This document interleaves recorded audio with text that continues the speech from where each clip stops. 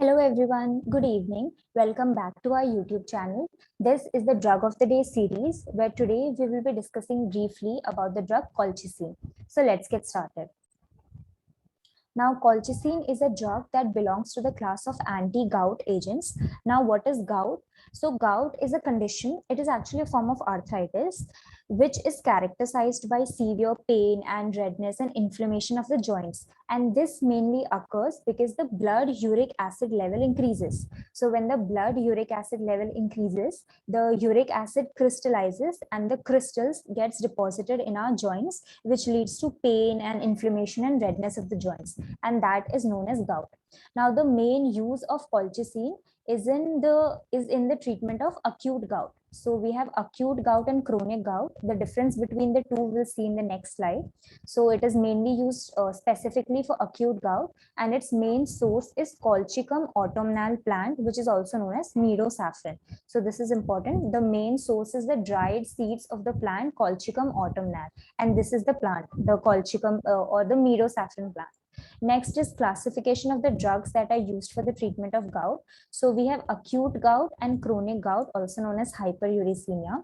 In acute gout, we have three drugs. We have NSAIDs, colchicine, and glucocorticoids. So NSAIDs, we all know they are anti-inflammatory drugs. They are strongly anti-inflammatory in nature, and their main mechanism of action is that they will inhibit chemotactic migration of leukocytes into the inflamed joint. Then we have colchicine, which is the main drug here, which we'll discuss today.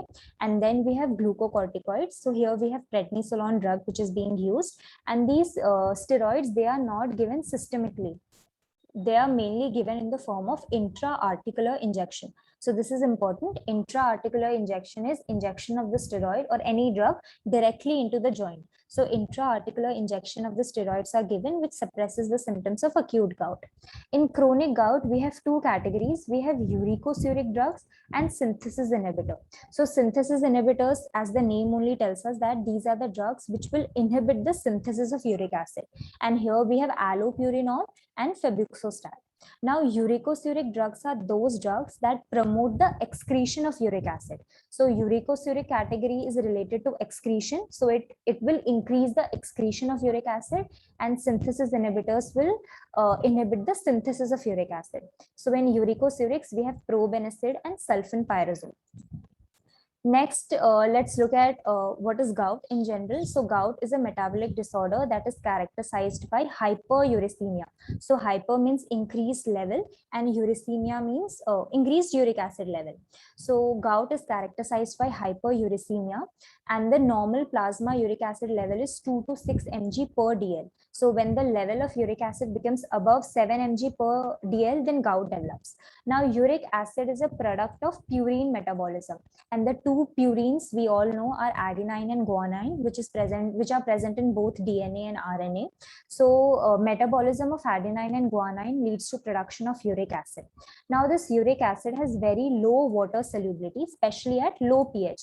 So when the blood uric acid levels are high, it will get precipitated. The uric acid will get precipitated, and then it will get deposited in the joints, kidney, and the subcutaneous tissues in the form of tophi. So these are tophi. These are deposition of the uric acid crystals, which are known as tophi. Okay. Next is acute gout. So what is acute gout? So acute gout, it manifests as sudden onset of severe pain. So there is sudden onset of severe inflammation in the small joint, and the most commonly affected joint is the metatarsophalangeal joint of the great toe. So this is the metatarsophalangeal joint, or the MTP joint of the great toe. This is the commonest joint that is affected when acute gout develops. And this is mainly because of precipitation of urate crystals in the joint space. And the joint becomes red and swollen and extremely painful, and it requires immediate treatment. And for that, colchicine is given. So colchicine is the fastest acting drug to control an acute attack of gout. But because of its higher toxicity, it is used only when NSAIDs are ineffective or cannot be used. Next, we have chronic gout. So chronic gout develops when the pain and stiffness persist in the joints between attacks also. And then we say that the gout has become chronic. And the other features of chronic gout is that there is development of hyperuricemia. Tophi develop under the skin of pinna, eyelids, nose, around the joints. And also there is development of urate stones in the kidney. So this was not seen with acute gout. In chronic gout, tophi also develop, but they develop under the skin of pinna, eyelids, nose, and around the joints. And also there is development of urate stones in the kidney. Then chronic gouty arthritis may cause progressive disability and also permanent deformities. Now let's look at the pathophysiology of gout, that is how gout develops. So an acute attack of gout develops when there is precipitation of the urate crystals in the synovial fluid. This we know. Next, what happens is after the uric acid crystals are engulfed by the synovial cells, there will be release of inflammatory mediators, and this will start an inflammatory response. And because of that, chemotactic factors are produced. We know this, whenever there is inflammation, there will be release of inflammatory mediators, and then chemotactic factors will be produced. Now this will lead to granulocyte migration at the site of inflammation. So there will be migration of granulocytes into the joints. They will cause phagocytosis of the urate crystals, and this will release a glycoprotein. So phagocytosis of the urate crystal will release glycoprotein, which will aggravate the inflammation by two ways. Okay, so first is there will be increased lactic acid levels. So there will be increasing lactic acid production from the inflammatory cell. The pH will decrease, and because of this, more urate crystals will get precipitated in the joint. And next is there will be release of lysozymes. So this is important, releasing lysozymal enzymes, which will again cause joint destruction. So let's see this again. So acute gout will happen. First, it will start when there will be precipitation of the urate crystals in the synovial fluid.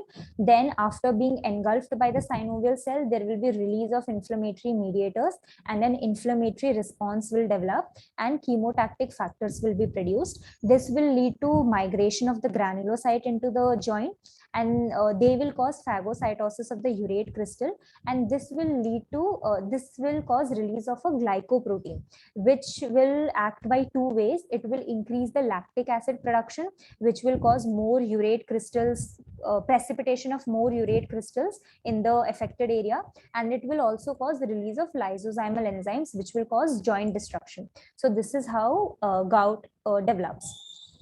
Next is the mechanism of action by which colchicine acts. So colchicine, first of all, it does not affect the phagocytosis of the urate crystals, okay, but it inhibits the release of the chemotactic factors. That it will inhibit the release of these chemotactic factors, and ultimately the glycoprotein, which was causing the release of lactic acid and lysosomal enzymes, that will be suppressed. Okay, so colchicine does not affect the phagocytosis of the urate crystal, but it will inhibit the release of these chemotactic factors and the glycoprotein, and ultimately the level of the lactic acid production and lysosomal enzyme production will decrease.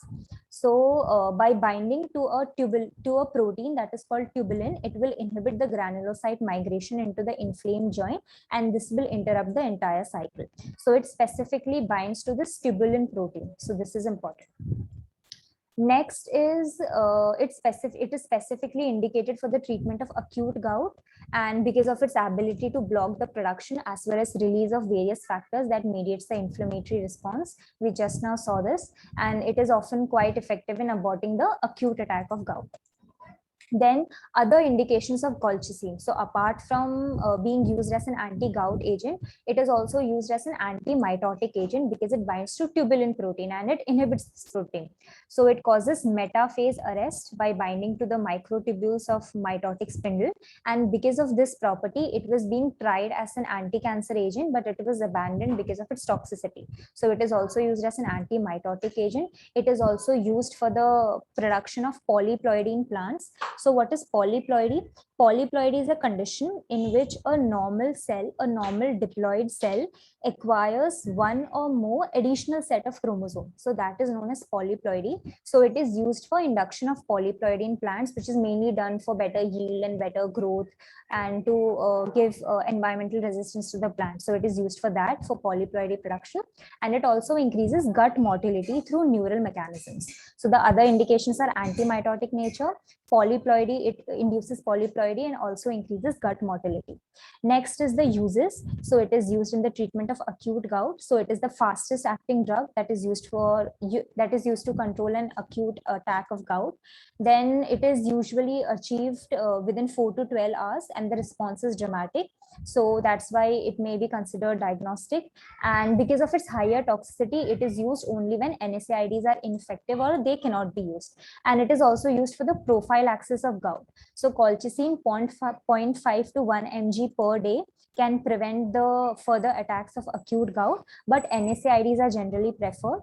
And when it is taken at the first symptom of an attack, even small doses of colchicine can abort it. Then we have ADR. So what are the adverse drug effects? So toxicity is very high and it is dose related. The normal symptoms are nausea, vomiting, watery or bloody diarrhea, and abdominal cramps occur. And in overdose, colchicine produces kidney damage, CNS depression, and intestinal bleeding. And death occurs because of muscular paralysis and respiratory failure. And chronic therapy with colchicine is not recommended because it causes aplastic anemia, agranulocytosis, myopathy, and loss of hair. That's why colchicine is only used for the treatment of acute gout. Okay. Next, we have the question. So this question came in GPAT 2013. The question was that the most commonly used agent for the treatment of acute gouty arthritis is, and the options were indomethacin, allopurinol, colchicine, and probenecid. So just now we discussed this. The correct answer here is colchicine. So indomethacin is an NSAID. Even this is useful for the treatment of acute gout, but they are not as widely used as colchicine. Next, we have allopurinol. We saw in the classification slide that allopurinol is used for the treatment of chronic gout. It is a xanthine oxidase inhibitor, and it is mainly preferred for chronic gout. And we have probenecid, which is a uricosuric drug that is mainly used for the treatment of chronic gout, and it acts by blocking renal uric acid reabsorption. So yeah, I hope you enjoyed this video and found it informative. And if you did, make sure to like it and share it with all of your friends who are preparing for GPAT and NIPER. Also subscribe to our YouTube channel where we upload such informative videos daily. Also, we have a free WhatsApp group where we daily post MCQ related to GPAT and NIPER. So if you wish to join that group, you can drop a message on these two numbers that are given here, and then we'll do the needful. Thank you.